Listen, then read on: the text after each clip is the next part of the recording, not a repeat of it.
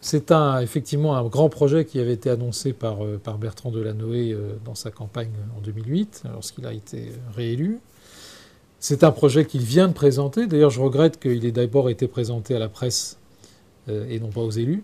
Bon, c'est comme ça, c'est un choix qui a été fait. Nous passons après les médias. Bon, voilà, c'est lui qui a choisi cette méthode. Mais sur le fond, il y a à la fois une volonté de reconquête du fleuve, et ça nous l'avions inscrit nous en 2008 dans nos projets, dans nos programmes. Il y a une volonté par les Parisiens de reconquête du fleuve, parce qu'ils ont envie de pouvoir profiter de ce fleuve magnifique.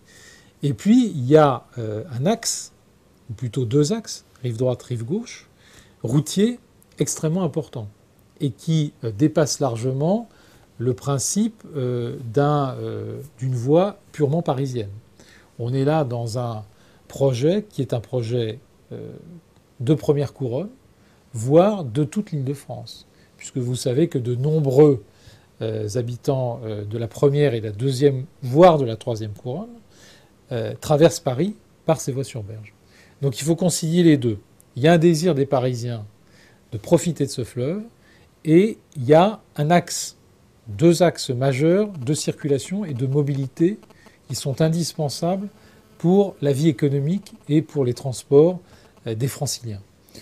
À l'évidence, Bertrand Delanoë a choisi le premier axe, c'est-à-dire un axe purement parisien de satisfaction éventuelle de la population qui les lie.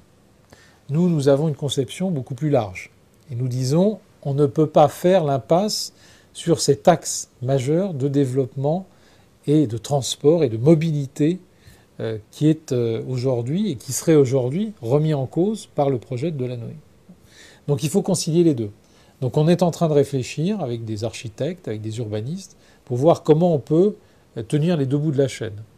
Oui, les Parisiens doivent pouvoir profiter de ce fleuve, mais sans nuire à la mobilité indispensable à l'ensemble des salariés qui viennent tout simplement travailler à Paris ou qui traversent Paris pour aller travailler d'est en ouest ou d'ouest en est. Et ça, il faut absolument prendre les deux critères évidemment en compte.